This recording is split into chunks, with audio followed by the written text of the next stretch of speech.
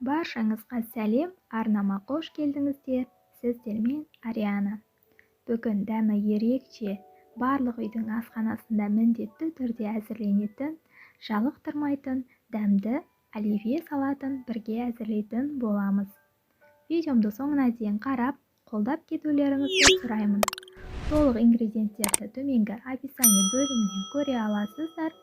Ең алдымен картоп, сәбіз, жұмыртқамызды пісіріп, суытып, алдын ала қабығынан тазартып алатын боламыз.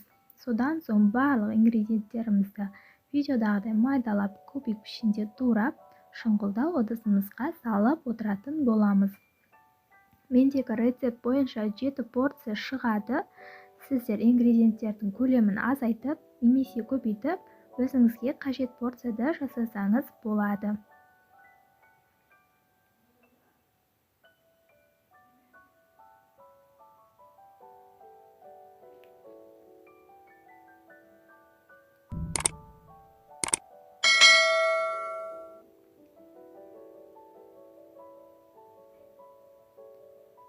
Барлығын турап болғаннан соң үстіне майонезімізді салып, үстіне жасыл бұршағымызды, шым тұз, бұрыш салып, жақсылап араластыратын боламыз.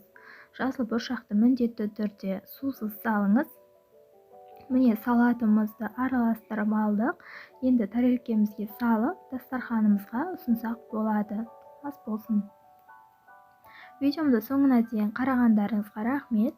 Арнама жаңадан келген болсаңыз тіркеліп, лайк басып, комментарий қалдыруды ұмытпаңыз.